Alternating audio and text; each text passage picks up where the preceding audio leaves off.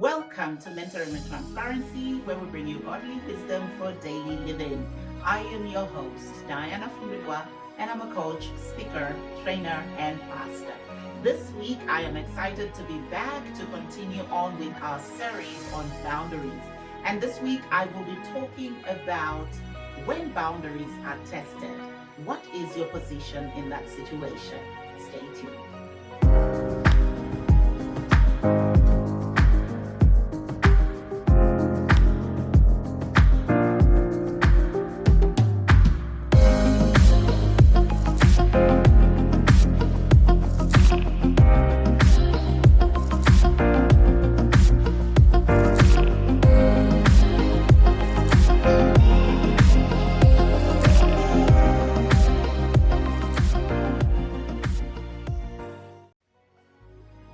So we continue talking about boundaries, and this week we want to turn to the situation where your boundaries are being tested. First of all, we need to understand that when we set boundaries, I've said this, I think, in the past episodes, that they will be tested. People will want to see if you're serious about this new thing that you've set in place, that you're trying to use to improve yourself or to take better control of your life. They will test your boundaries. So when that time comes, and it will be people that are close to you, it'll be your friends, it'll be your colleagues at work, it will even be your spouse or your children that will test those boundaries that you've put in place. So how do you know that your boundaries are coming up under threat? I will talk about 4 things. Now you must understand there are so many signs out there that your boundaries are being challenged. And you just have to be sensitive. And I'm not saying be on a witch hunt that every action, every move that people make, then they're trying to break your boundaries or trying to cross them. What I'm saying is that you must be aware that your boundaries are there to protect you. And when you begin to feel unsafe, there are certain things that begin to happen that point to the fact that your boundaries are now being tested. So there are a few actions or responses that people give when they are signaling to you that your boundary is not welcome for them, or they're not going to honor your boundary. So the first sign is that they give you an angry reaction. So people who react angrily because of your boundaries are saying, this is uncomfortable for me and I don't want it. In an office, if they provide coffees and tea for free, okay, and the members of staff enjoy it every day, and then you come to work one day and you find that, okay, the tea is gone, the coffee is gone, and you have to bring your own coffee and tea from home, and the rules have changed because maybe the company is cutting costs and trying to come out of a difficult time financially. There's some people who will just say, okay, it's a new boundary, we'll take it. Tomorrow I'll bring my own coffee. And then you have another group that will say, this is not acceptable. How can they cut this off? How can, even when the organization has sent them like 3, 4, 5 emails before effecting this boundary and change, there are people that just won't accept change. When you get to a point where, okay, it's inevitable and you have to erect a boundary, and someone begins to resist that boundary and begins to display signs of anger towards you, understand that this person is being self-centered. What they're trying to say to you is that what they want is more important than what you need to make yourself safe in the relationship. So what should be your stance in this situation if a person becomes angry because you tell them, don't come to my house after 9 p.m. anymore? There are people who translate that as rejection, and that's where the anger comes from.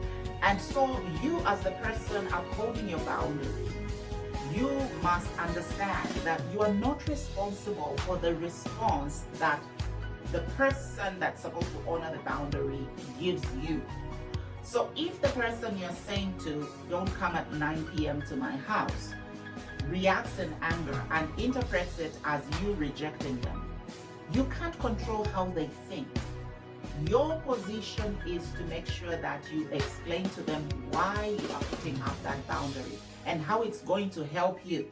And like I've said, for example, you are saying the boundary is there to make sure that I focus on studying for my exams and I get enough sleep and I do well for myself so that I can get a better result in my exams.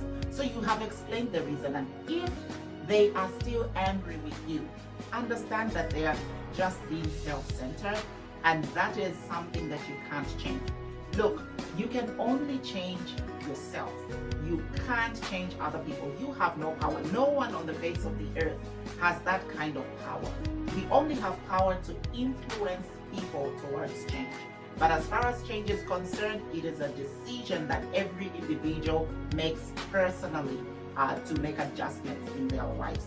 So as the person enforcing the boundary, understand that the problem doesn't rest with you. When someone is angry, you can only allow them to process that anger and maybe revisit the issue if they are willing to talk about it later. Holding your ground and actually asserting your boundaries when someone has tested them is also helping them to actually be self-aware and work on the areas of their lives that they need to work on as far as relationships are concerned. Another sign that you are facing a test to your boundaries is the guilt messages. Now, this one is very interesting because it's very subtle. It's not as direct as an outburst of anger. Guilt messages are usually a stronger weapon against your boundaries because they come in a subtle way, and you might take a while to actually pick up on them and think that someone is trying to say something when they're actually challenging your boundaries. And people with poor boundaries will easily curve in because this actually appeals to you emotionally. I'll give you a few more guilt messages so that you can actually be aware that they can come in different forms. Here are some examples. How could you do this to me after all I've done for you? It seems that you could think about someone other than yourself for once. If you really loved me, you would make this phone call for me. It seems like you would care enough about the family to do this one thing.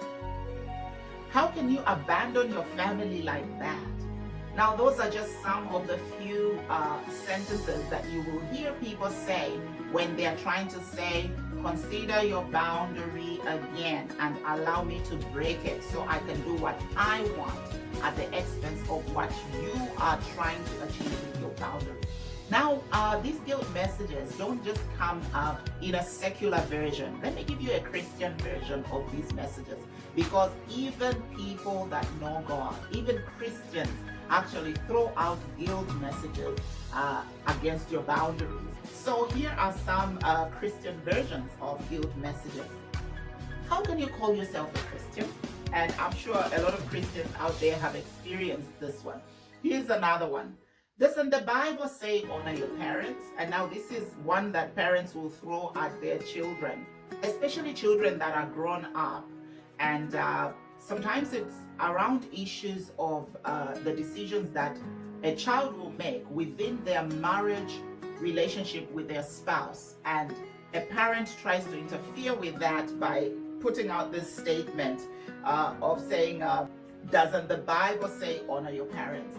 Now, you must understand that there's a difference between honoring someone and being controlled by someone. And yes, parents can try to control their children. That's a topic for another time. But this statement right here, doesn't the Bible say honor your parents, is something that some parents will say to their children to make them feel guilty that because my parent raised me, how can I do this to them? But remember, when you marry, you leave your mother and father and you're joined to your wife. So your first loyalty is to God, and then next it is to your wife or your husband.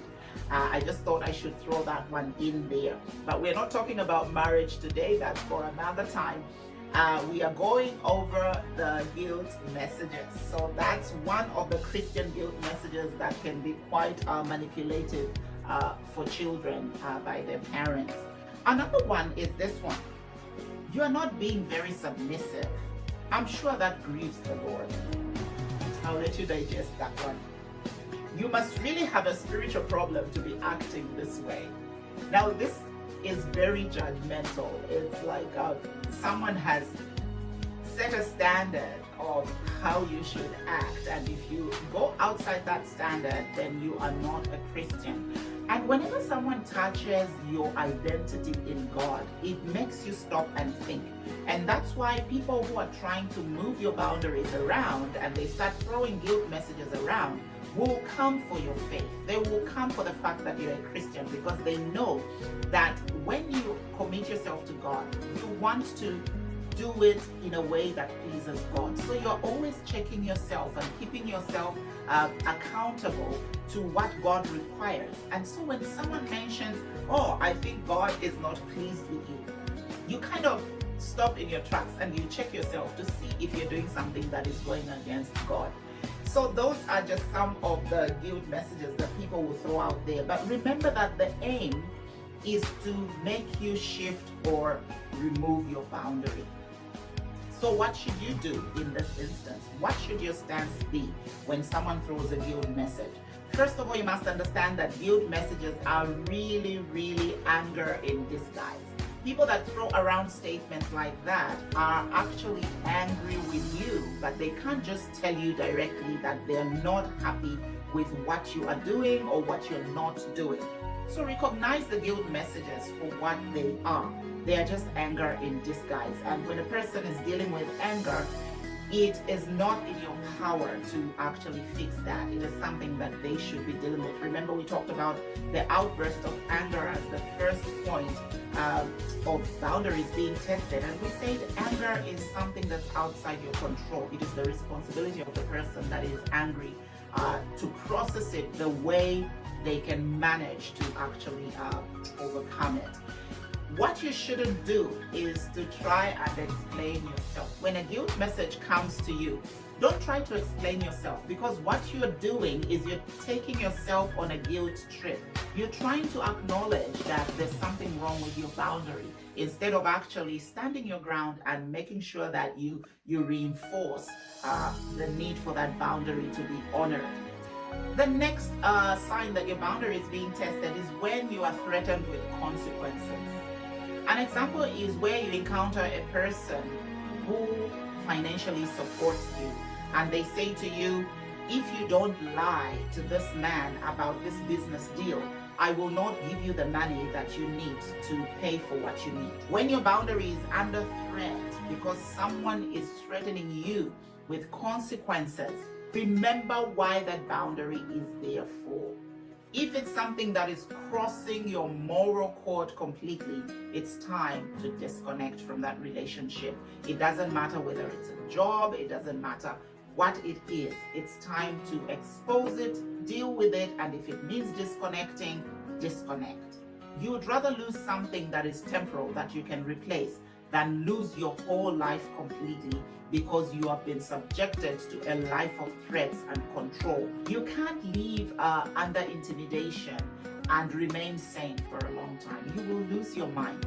I'll move on to the third and last one, and this is physical resistance. Now, it's sad that we have to include this one in there, but it's very common, and it's very important to kind of touch on it. It can be a very sensitive area to go to, but unfortunately there are people that resist boundaries physically. When you say to someone, you cannot come to my house anymore, there are people who will physically show up and they will try to push the door open or try to be aggressive with their words. There will be situations where, depending on what type of boundary and who is involved in being closed out of that boundary, that you will experience some physical resistance in some instances. Gather around yourself people that will help you get the help that you need. You might need to see a counselor. You might need to take a restraining order against someone that's trying to be physically abusive, because that can be quite harmful. And you will be protecting yourself and protecting other people that are connected to you. So any physical resistance to your boundaries doesn't mean your boundaries must curve. It simply means you need a little bit more support on your side to help you enforce those boundaries. So boundaries can look hurtful in the beginning to the people that are around us, and the temptation is to actually feel like these boundaries are causing problems when actually they're going to solve a bigger problem if you allow them to take root and to become part of the culture in your life. Every time you find yourself trying to talk yourself out of your boundary, ask yourself why. Is your boundary under threat? Take a step back and ask yourself, is what I'm being asked to do so important that it warrants me bending my boundary? There are instances where your boundaries can be removed completely or they can be bent when it is a crucial situation that needs you to do that. But immediately after that, you have to put back your boundaries again. So boundaries can be opened and closed. They can be bent and straightened. Sometimes they can be removed temporarily. But you need to make a proper assessment of what is at stake. Are you training people to think that your boundaries are always temporary, or this is an isolated situation where you just want to do something that is out of the ordinary because it is critical in that situation? So you have to weigh, as the boundary setter, you have to weigh, is this worth me bending my boundary? So I will stop here for this week, and I look forward to seeing you next week as we wrap up our boundary series, and we will be talking about fixing the boundary and preserving the relationship. This has been Diana Fumbilwa, and I will see you again next time. God bless you.